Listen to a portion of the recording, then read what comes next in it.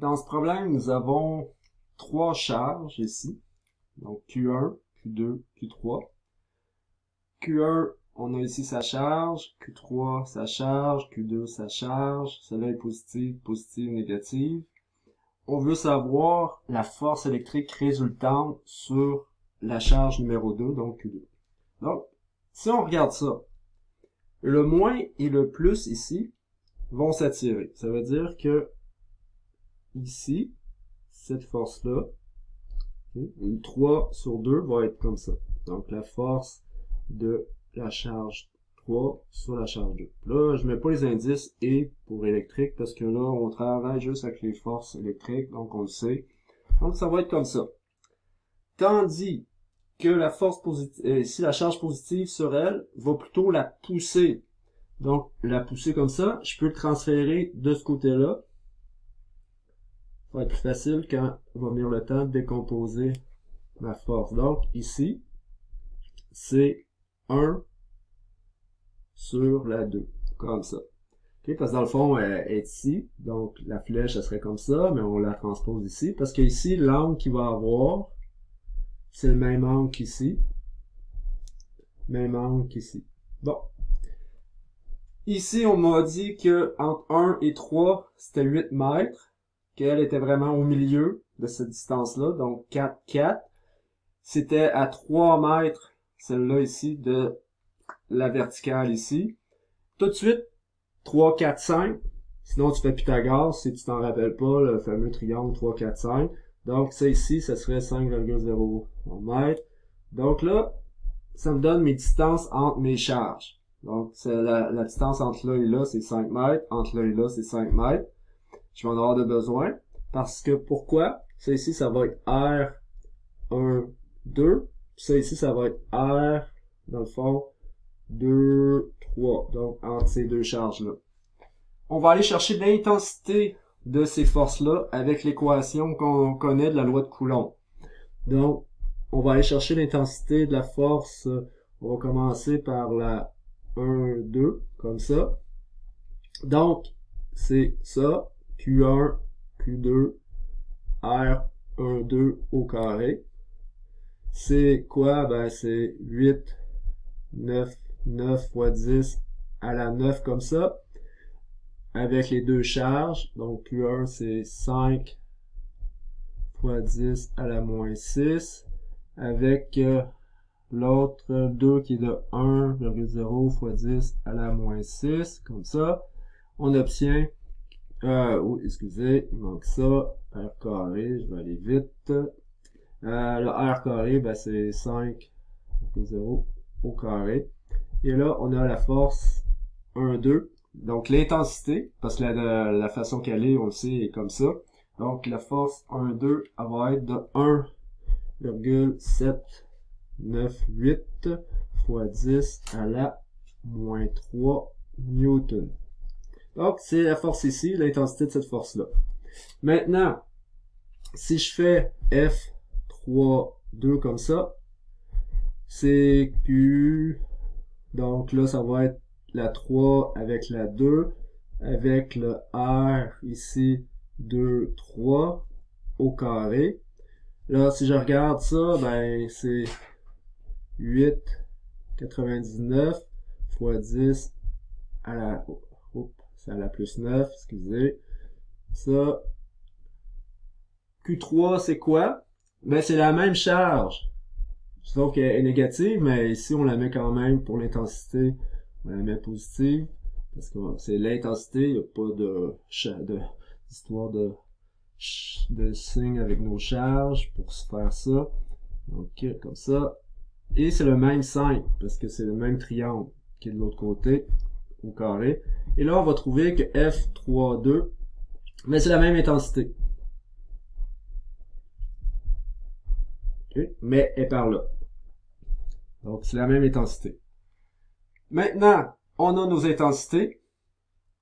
Sauf que là, on veut avoir la résultante. Dans le fond, c'est l'addition des deux. OK? La résultante, on va mettre ça ici. C'est égal à quoi? Ben, c'est les deux. Donc, c'est le 3,2 plus le 1,2. Donc, ces deux-là, ça veut dire que si je les mettais bout à bout, mais dans un, je m'attendrais à ce que la résultante soit comme ça à peu près. Pour faire ça, ben, on se rappelle qu'on décompose en nos composantes. Donc, en X, donc ça c'est Q2, en X et Y. Ça veut dire que là, on va aller travailler en X. Ça veut dire que là, maintenant, celui-là, on va le décomposer comme ça. Donc, on va aller chercher la composante ici, 1, 3X. On va aller chercher la composante 1, 3Y comme ça. Même chose pour lui ici. Donc, whoop, comme ça, comme ça. Donc, notre fameux triangle. Donc, ici, on va avoir F32Y. Puis ici, on va avoir notre F32X. L'angle ici est de combien? Bon, on pourrait aller se le chercher. Donc, c'est quoi? C'est tan moins 1 de quoi? Mais là, je regarde ça ici. C'est cet angle-là, cet angle-là, cet angle-là, c'est le même angle partout. Donc, tan moins 1 de quoi? Je regarde en face. C'est un 4. C'est un 3. Donc, 4 sur 3. Si je fais ça, ça me donne un angle de 53,13 degrés. Là, j'ai mon angle que je vais utiliser pour faire ma décomposition en X et en Y. Alors, si je m'en vais voir maintenant ma force résultante en X, c'est quoi? Ben, de 1, je regarde ça ici, ça va être lui moins ça, ok? Parce que là, on va sauter quelques petites étapes. Alors ça ici, c'est quoi?